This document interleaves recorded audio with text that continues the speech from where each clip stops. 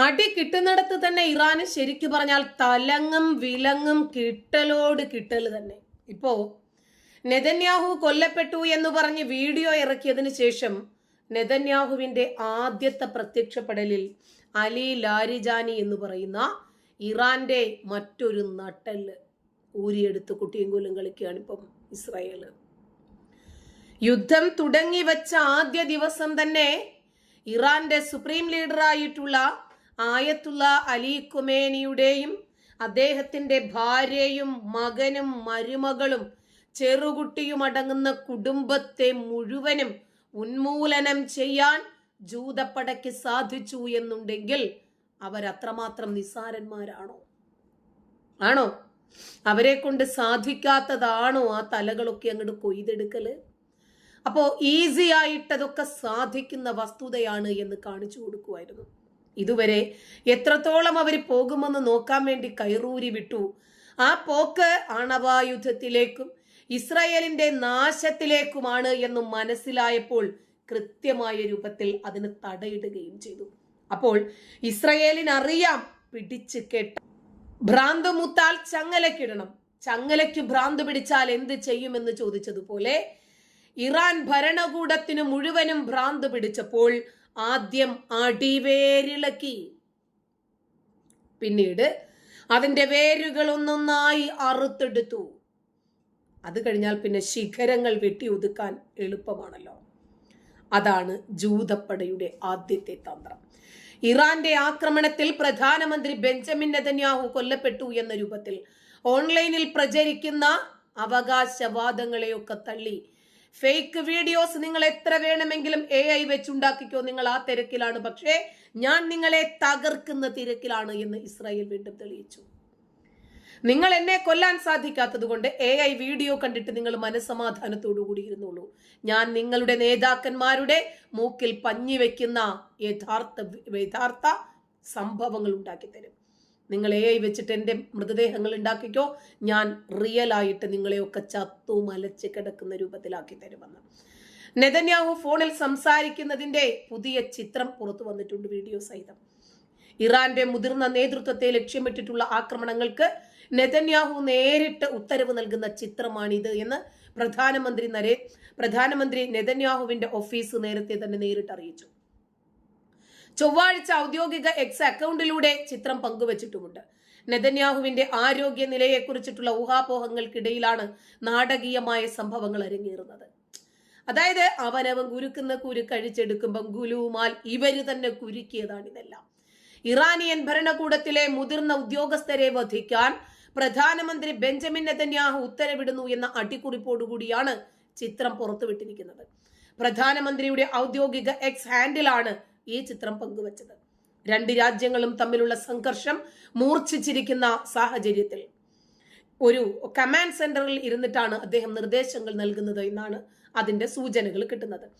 Iran നടത്തിയ ആക്രമണത്തിൽ Netanyahu കൊല്ലപ്പെടുകയോ പരിക്കേൽക്കപ്പെടുകയോ ചെയ്തിട്ടുണ്ട് എന്ന രൂപത്തിലുള്ള അഭ്യൂഹങ്ങൾ സോഷ്യൽ മീഡിയയിൽ വ്യാപകമായി പ്രചരിക്കുമ്പോൾ അവരുടെ ഓരോരോ നേതാക്കന്മാരുടെയും ശവപ്പെട്ടിയിൽ അവസാനത്തെ ആണിയടിച്ച് അവർക്ക് വിരുന്നൊരുക്കുകയാണ് ഈ പെരുന്നാൾ ദിനം ആഗതമാകുന്ന സന്ദർഭത്തിൽ ഇസ്രായേൽ അധികൃതരും സ്വതന്ത്ര ഫാക്ട് ചെക്കർമാരുമൊക്കെ ഈ വാർത്തകൾ നേരത്തെ തന്നെ തള്ളിക്കളഞ്ഞിരുന്നു. നെതന്യാഹു കൊല്ലപ്പെട്ടു എന്ന വാർത്ത.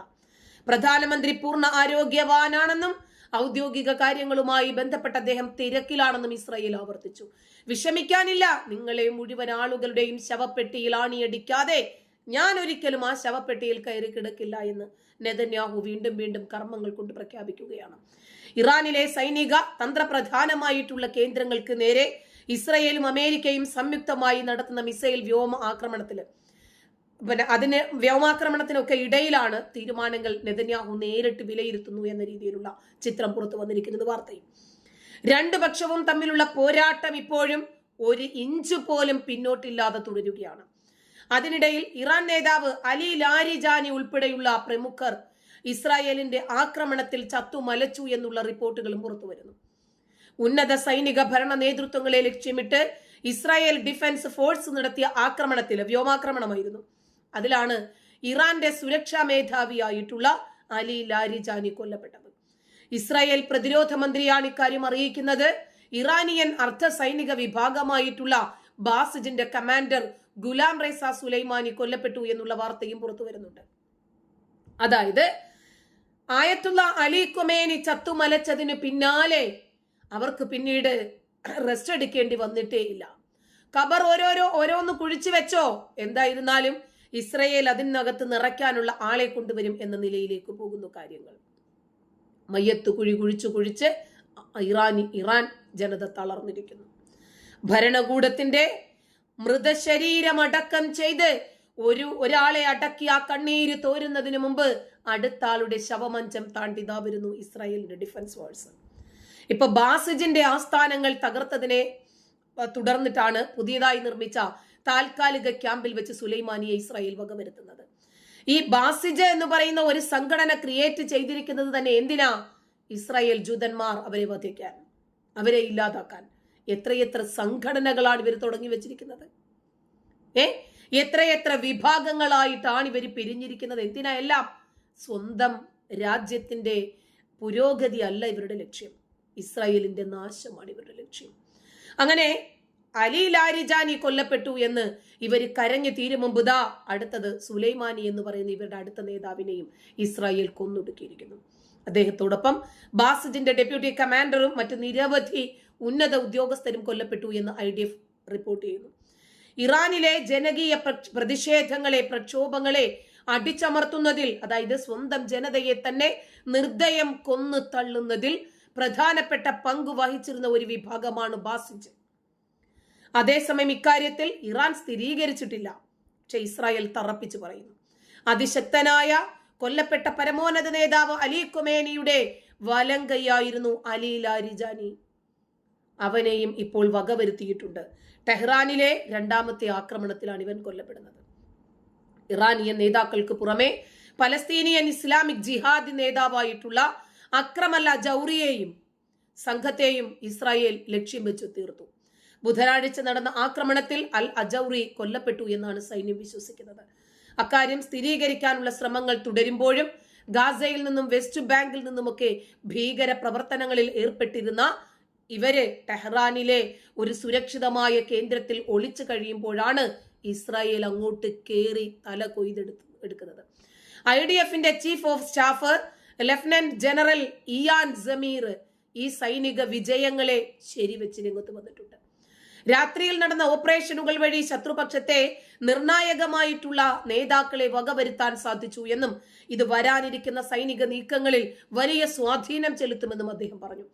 പലസ്തീനുമായി ബന്ധപ്പെട്ട വിദേശ ശക്തികളെ ഇറാന്റെ മണ്ണിൽ തന്നെ നേരിടുന്നതിന് സൈന്യത്തിന്റെ ലക്ഷ്യങ്ങളിൽ പ്രധാനപ്പെട്ടത് അതാണെന്നും അദ്ദേഹം പറഞ്ഞു. ഇതിന് മറുപടിയായി ഇറാൻ മേഖലയിൽ ഉടനീളം ഡ്രോൺ മിസൈൽ ആക്രമണങ്ങൾ തുടരുകയാണ്.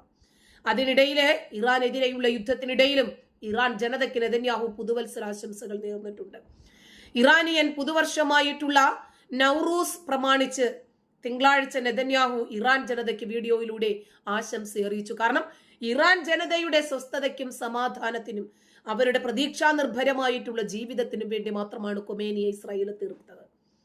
കാരണം ഖൊമേനി സ്വന്തം ജനതയെ തന്നെ നിർദ്ദയം കൊന്നൊടുക്കുമ്പോൾ ഭരണവർഗത്തെക്കുറിച്ച് എതിരായിട്ടൊരു അഭിപ്രായം പോലും പറയാൻ പാടില്ല.